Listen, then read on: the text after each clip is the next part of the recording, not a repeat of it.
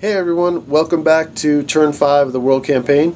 I just want to give you guys a brief update. I did go out and pick up the Hobbit Strategy Battle Game book last week. I've read through it and I really like the additions to the rules. Just give you guys some information on it real quick. It is completely compatible with the Lord of the Rings models. It's kept most of the rules. It has done some improvements. For example, monsters are a lot more viable now. They have new attacks.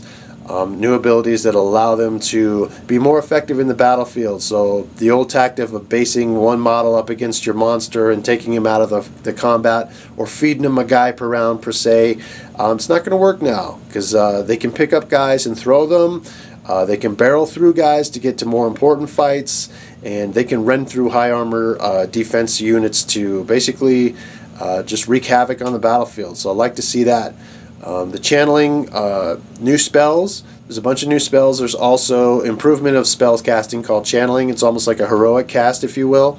An example of that would be Nature's Wrath. Before, it would knock models to the ground. If you do a channel of Nature's Wrath and you cast it successfully, not only can it knock models prone, but it can also inflict wounds, so it can actually kill models. So I like that. I like how they nerfed some of the spells that the Nazgul use. So the Nazgul are still effective, but not quite as deadly as they used to be. So I think that was a much needed change. You can channel their old spells so that they're as strong, but it's not as easily to transfix or compel someone as it was before. So I think that really helps with some of the good heroes faced against Nazgul. Also, they've got new heroic combats. They got several new heroic abilities, so like I said, it's definitely worth picking up, and we will be moving to these new rules. We'll be playing them with skirmishes, and probably not this game, but the next game of the World Campaign, we will move to the Hobbit rules. Just to give you an idea of what happened, we've conquered Mirkwood with Theoden's army. Gondor has captured Fangorn from Isengard. Down here, these two armies have captured more of Gondor's army. Boromir fled to Minas Tirith to defend the capital. Next turn, turn 6, these two armies will go in there for sure. So we'll have a huge siege of Minas Tirith. Mordor moved an army out here so that they can invade Osgiliath next turn. It's undefended right now. So Osgiliath will probably fall. Possibly Minas Tirith will fall, which will only leave Fangorn left as far as the only fortress that Gondor has control of in this game. So that will be interesting. We also have a big battle that we're going to post here. We have the Dwarven army here led by the Dwarven King versus the Witch King's army here. So we will post this battle report when we play that out. But right now we're going to give you the Battle of Mirkwood here. Theoden King versus the militia that was in here. So stay tuned for more battle reports. If you would like copies of the rules that we use for the World Campaign, I do have it on a PDF, so please post in the comments and I can email you those as well, so you can understand a little bit more on how this part of the game is played out. And then once we go to the battles, it's just using the strategy battle game rules to play out those forced battles. So stay tuned and please post comments. Thank you.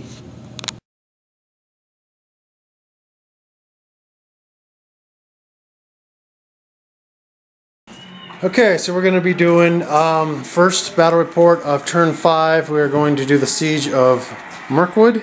The destruction. We have here for the forces of good, we have Eowyn with a warband of Rohan archers and spearmen. Here we have Theoden King right there with his sword up in the air with a warband of Royal Guard and Rohirrim riders of Rohan. We have an allied warband of a Avenger bolt thrower with a captain of Minas Tirith here. And then we have Erkenbrand with a bannerman, a hornsman, and 8 red shields. So we have 40 models here for good. They're deployed. We've got a battlefield here of Mirkwood, lots of trees. There's the fortress there. And here we have Goblin Militia. We were able to take priority and lock up the Goblin army so they could not be here to defend. So right here we have 7 goblins here at the base. And up here we've got just a legion of goblin bowmen, mostly militia. So these were guys that Brandon bought specifically to defend this fortress. So that's why his bow count is so high, because we have a rule in the game that when you buy militia, you're not restricted to the warband rules, because militia, they're only for one battle. So he just bought a bunch of bows, which makes sense. So we're going to try and knock down this gate down here, get that open, and get our horses in here and see if we can burn through all this militia before we break. It's like fighting 13-year-olds. You're fine. So we'll start round one.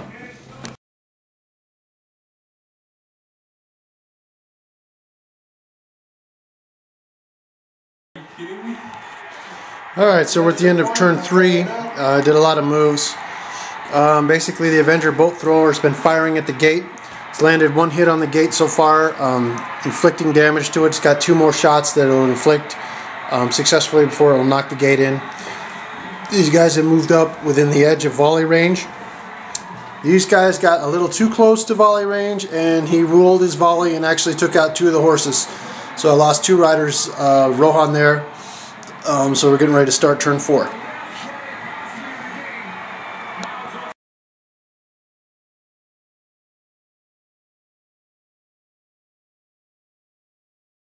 Okay. Go ahead and throw him. He can't shoot 4 straight down the line like that. No, he can go these 2 at one and those 2 at the other. Right. He's not firing directly all 4 at one. Right. So like this one would hit this one would hit this one. Kind of like that, at that angle. I would have to tell you, you're cool there, Rob, because you can't shoot over this guy's shoulder.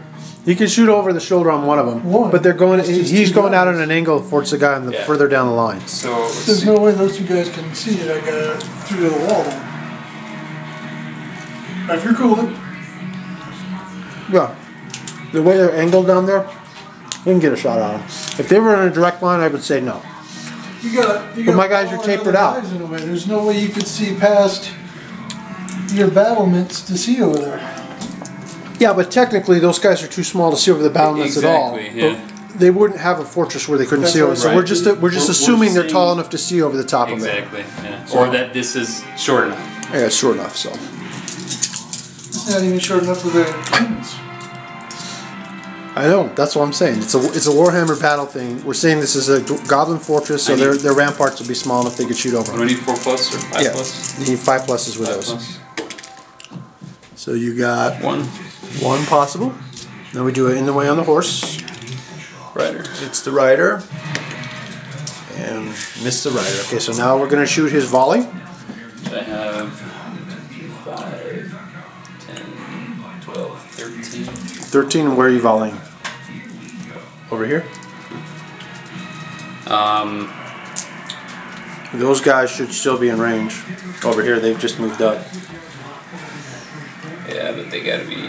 They can't be. Yeah, they're not. Okay. What's the range on your bows there? My bows are 24.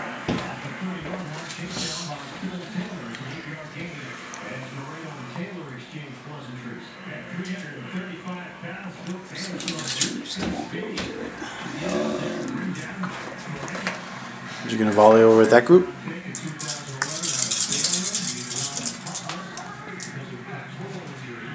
Which way are you shooting?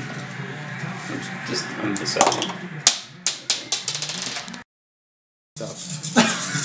Dude, I can't do it under these. You have to. I can't do it under these. So you're gonna volley into my Rohirrim archers? Yep. So go ahead and throw it. For no effect. Oh, I see some 6s. Oh, 3. 2 6s. All right. So you allocate. I'm going to allocate 1 on Eowyn. Okay. Oh, you had 3, right? Yeah. So I had 1 here. 1 here.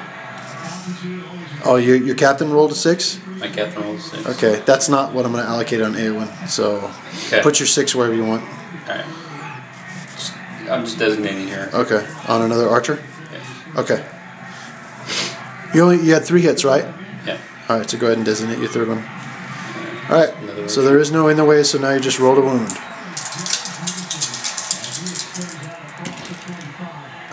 Nope.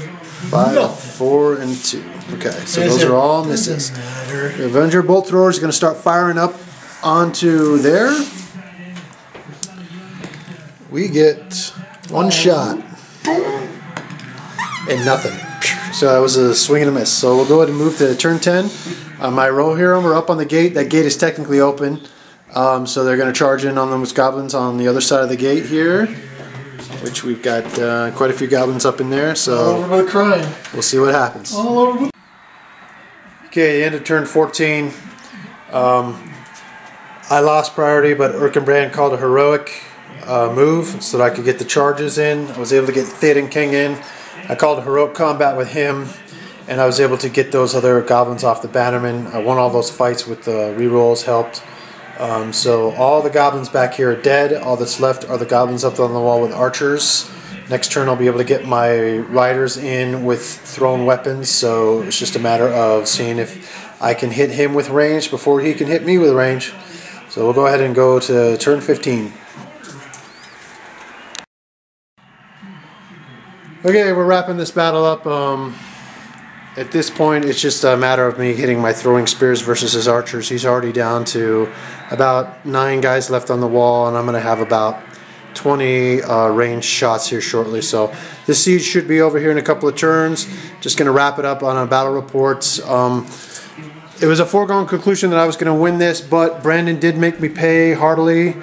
I did wind up losing. Looks like I lost 2, 4, 6 riders of Rohan, so this siege cost me about 100 points in my army's force, so that definitely was worth it. So we'll go ahead and do some other highlights of some other battles on turn 5, but this is the Mirkwood battle siege, and it looks like Rohan will conquer Mirkwood.